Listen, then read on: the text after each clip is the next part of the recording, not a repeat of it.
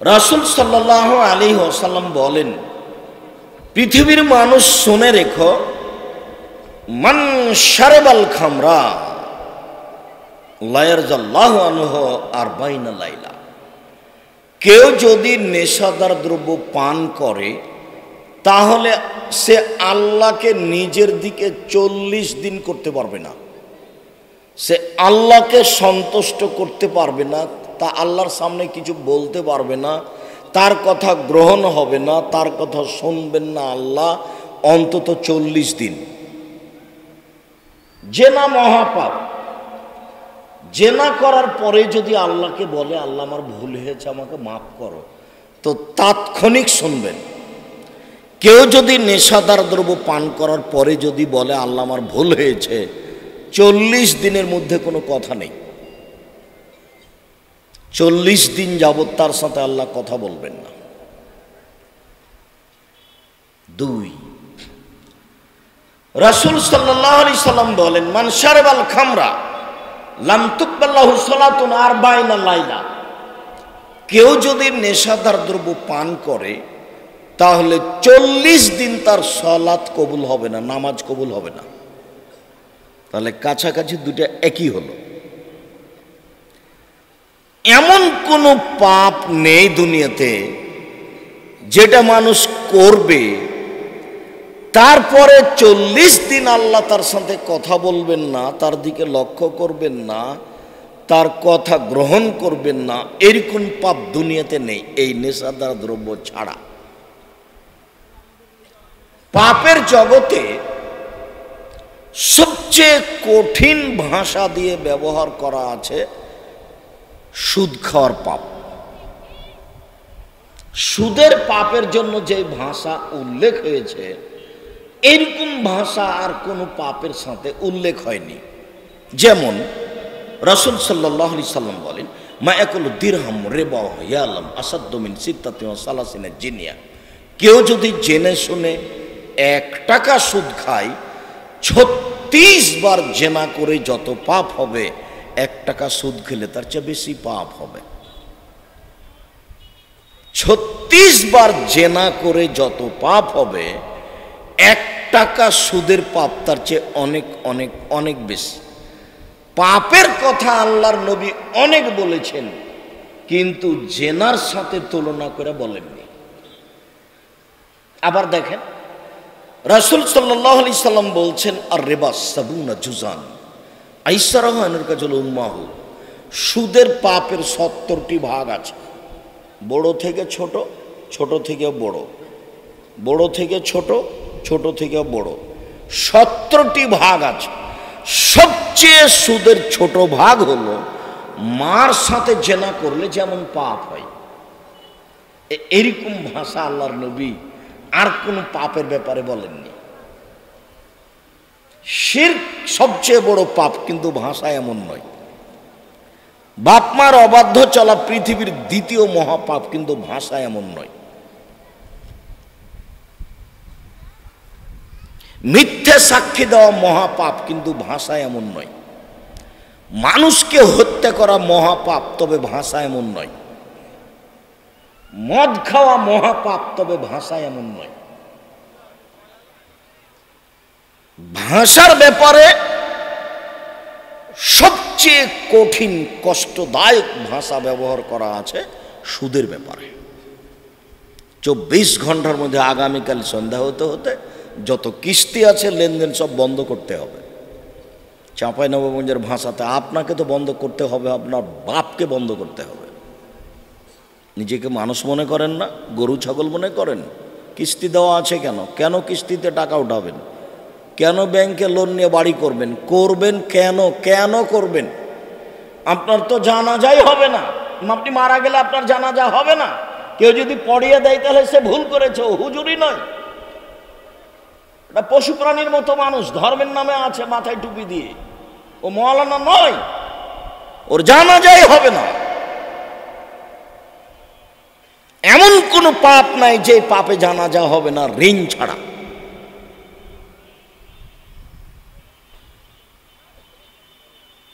ঋণের পাপ যার আছে তার জানাজাই নেই।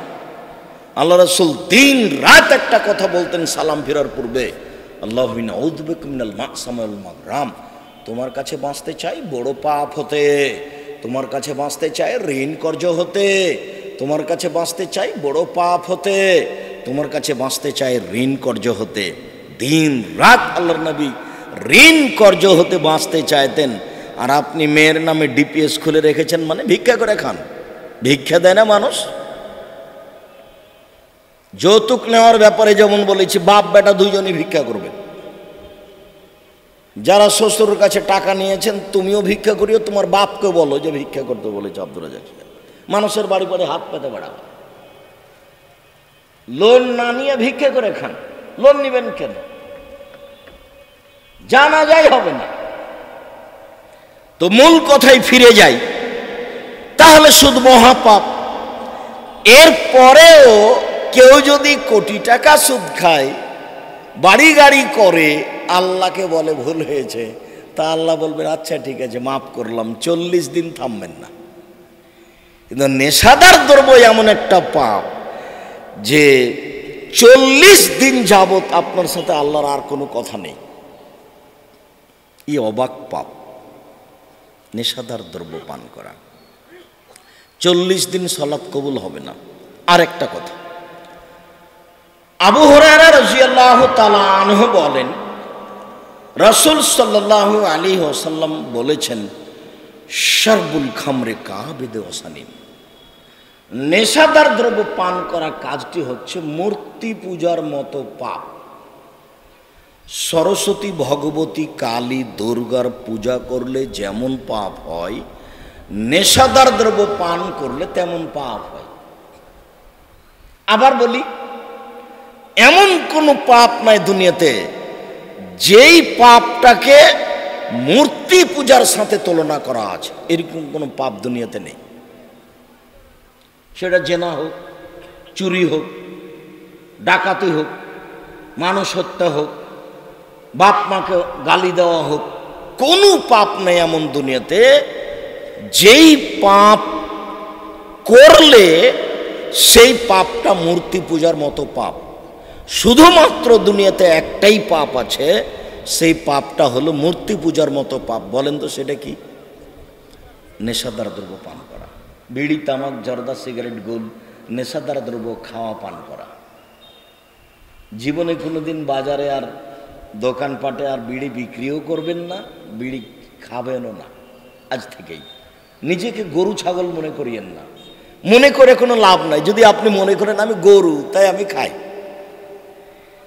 তো এতে কোনো লাভ নাই। বিচার গরুর হবে না, বিচার আপনার হবেই। বুঝে না ওরা অন্তর আছে, বুঝে না, দেখেও দেখে না ওরা, চক্ষু আছে দেখে না, শোনেও শোনে না ওরা, কান আছে শোনে না। উলাইকা কাল আনাম, তারা পশু প্রাণীর মতো, তারা গরু ছাগলের মতো, তারা কুকুর স্ত্রীগালের মতো। বালহুম আযাল, বরং তার চেয়ে খারাপ। মানুষ গরু ছাগলের চেয়ে খারাপ, পশু প্রাণীর চেয়ে খারাপ মানুষ। কেন আপনি নেশাদার দ্রব্য পান করবেন? কেন বিড়ি, তামাক, জর্দা, সিগারেট, গুল খাবেন? কেন খাবেন? সম্মানিত দিনী ভাই বোন, নেশাদার দ্রব্য। আবু মুসা আশআরী রাদিয়াল্লাহু তাআলা আনহু বলেন, রাসূল সাল্লাল্লাহু আলাইহি সাল্লাম বলেছেন, একুনু মিন বাদিয়াকুম, আমার পরে অচিরেই এমন মানুষ আসবে, ইস্তাহিলুনাল হেরা, যারা জেনাকে হালাল মনে করবে। জেনা পাপের কাজ নয়। যেমন এখন মানুষের কাছে জেনা তেমন কোনো পাপের কাজ নয়। 2, অল হারিরা, রেশমি কাপড় ব্যবহার করবে, মখমল চাদর ব্যবহার করবে, সিল্ক কাপড়ের পাঞ্জাবি ব্যবহার করবে। মনে হবে যেন পুরুষের জন্য এগুলো তেমন পাপের কাজ নয়। 3, অল খামরা, মদ পান করা আমার উম্মত হালাল মনে করবে। মনে হবে যেন মদ পান করা তেমন কোনো পাপ নয়। বিড়ি, তামাক, জর্দা, সিগারেট, গুল খাওয়া তেমন কোনো পাপ নয়। এটা মনে করবে আমার উম্মত। অল মাযিফ বাদ্যযন্ত্র, আমার উম্মতের কাছে বাদ্যযন্ত্র কোনো পাপের কাজ নয়, অথচ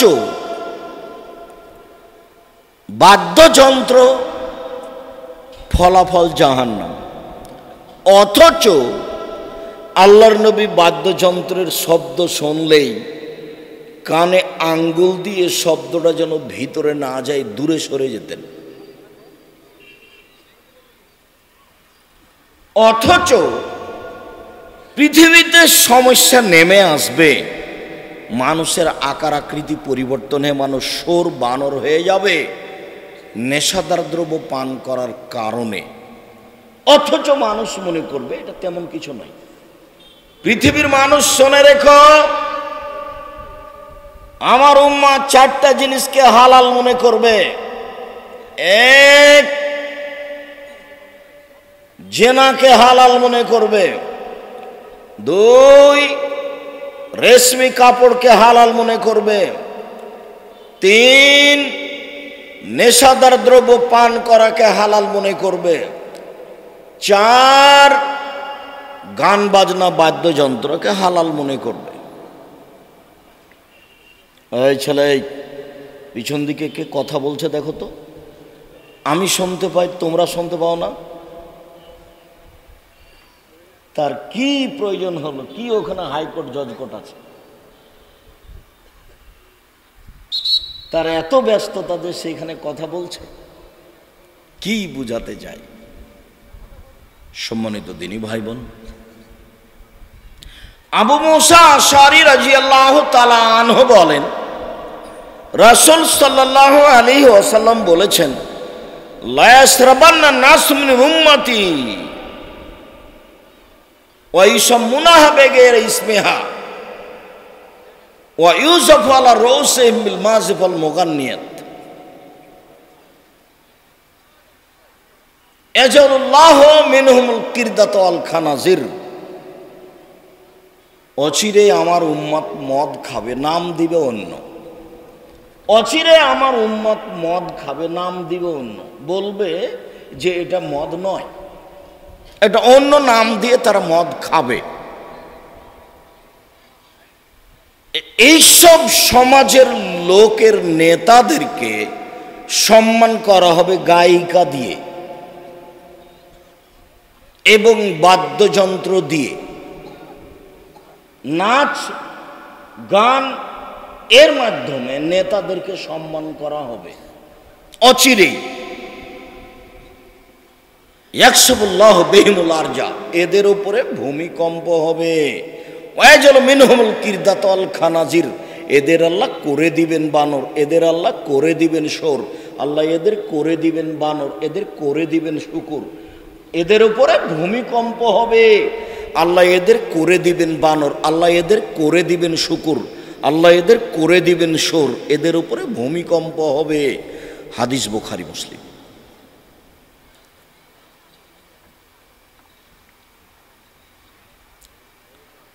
সম্মানিত দিনী ভাই বোন, আব্দুল্লাহ ইবনে আব্বাস রাদিয়াল্লাহু তাআলা আনহু বলেন, রাসূল সাল্লাল্লাহু আলাইহি ওয়াসাল্লাম বলেছেন, লা ইউবাইয়াতান্না নাসুন মিন উম্মতি আলা লাহাবিন ওয়া লাবিন ওয়া শারাবিন ফায়াসবাহু ফায়াকুনু কিরদাতান খানাজির। অচিরে আমার উম্মত রাত কাটাবে বাদ্যযন্ত্র নিয়ে, অচিরে আমার উম্মত রাত অতিবাহিত করবে গায়িকা নিয়ে, মদ নিয়ে, খেলতামাশা বাদ্যযন্ত্র নিয়ে। ওরা যখন সকাল করবে তখন ওরা হয়ে যাবে বানর, তখন ওরা হয়ে যাবে শোর।